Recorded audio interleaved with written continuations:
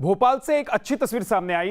यहां एक cycle mechanic लोगों के घरों को मुफ्त में सैनिटाइज कर रहा है। संवाददाता शुभम गुप्ता की एक रिपोर्ट आपको दिखाते हैं। ये कोरोना काल है। इस कोरोना काल में हम देख रहे हैं कि हर ओर एक लूट सी मची हुई है। हर चीज़ महंगी है और हर कोई शख्स इस वक्त ऐसा लगता है कि पैसे कमाने में लगा हुआ है। मगर कुछ योद्धा, कुछ लोग ऐसे भी हैं जो इस कोरोना काल में तन मन धन से समाज की सेवा कर रहे हैं।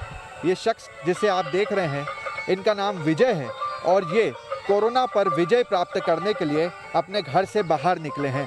ये इनका वाहन है और इस वाहन के ज़रिए ये पूरे भोपाल में निकलते हैं और इस तरह से अनाउंसमेंट करते हुए लोगों से अपील करते हैं कि मास्क लगाएं और सैनिटाइज़ का इस्तेमाल करें। ये देखिए, फ्री सैनिटाइज़ ये करते हैं। अपना नंबर इन्होंने लिखा हुआ है, अपना नाम लिखा हुआ है और आप देखिए, ताज्जुब की बात यह है कि इस कोरोना की वजह से ही इन्होंने अपने पिता को खोया है।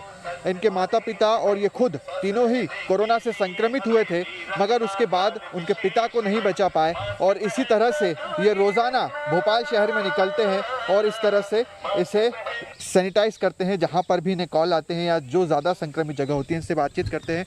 विजय जी, आप कोरोना पर विजय प्राप्त करने के लिए निकले हैं, कब से ये कर रहे हैं और क्यों कर रहे हैं? कोरोना मुक्त भारत अभियान ब्रह्म कुमारी टीला संचालिका सीमा दीदी मार्गदर्शन विगत 1 वर्षों से लगातार जारी है।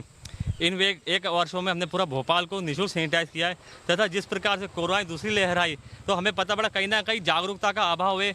उसके लिए हमने इस वाहन में जागरूकता रथ तैयार किया है।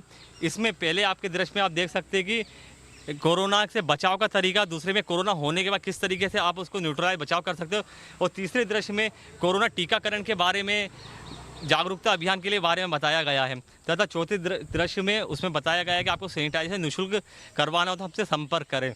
आपके माता पिता, आप खुद संक्रमित हुए थे? मेरे माता पिता भी संक्रमित हो गए थे अगस्त में तथा मैं स्वयं संक्रमित हुआ था।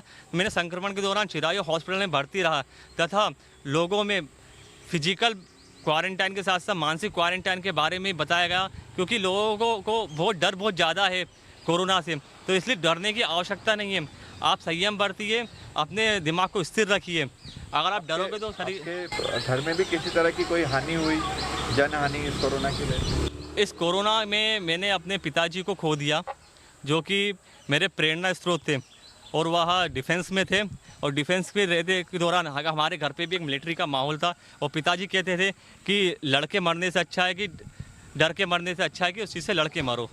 आप पेशे से क्या करते हैं?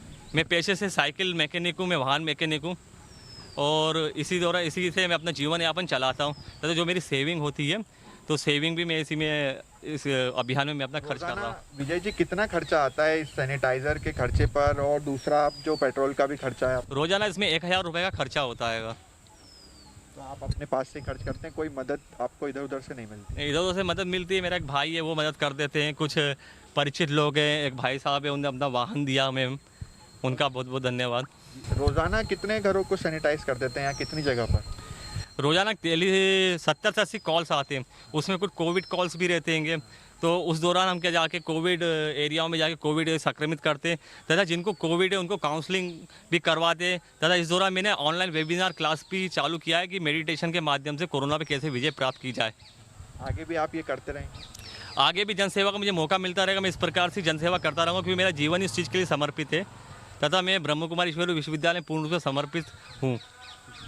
तो देखिए, इस तरह के भी लोग हैं, इस तरह के भी फरिश्ते हैं जो इस कोरोना काल में, इस आपदा में लगातार लोगों की सेवा कर रहे हैं। न सिर्फ सेवा कर रहे हैं बल्कि घर जाकर मुफ्त सेवाएं दे रहे हैं।